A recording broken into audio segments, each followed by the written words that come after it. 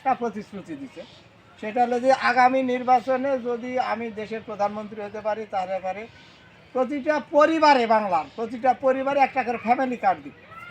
এই ফ্যামিলি কার্ডে প্রতি মাসে 2000 থেকে 2500 টাকা করে মেয়েরা পাবে।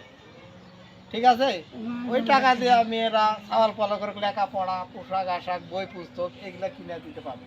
এই সুবিধাটা অন্তটুকু পাবে, এই আশা করে অন্তত ধানের শীষের ভোট দেওয়া। তাও এই কার্ডটা শুধুমাত্র ওই গরিব দুঃখীর জন্য না, তারেক রহমানের বউ জোবাইদা রহমান ওর নামেও পর্যন্ত। কোন প্ল্যাটফর্ম তারপরে সব মিলে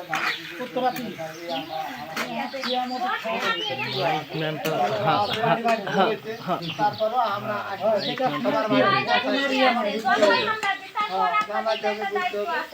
আমরা জানি এই পাড়াতে একটাও ধানের শীষের বাইরে দুঃখ হয়তো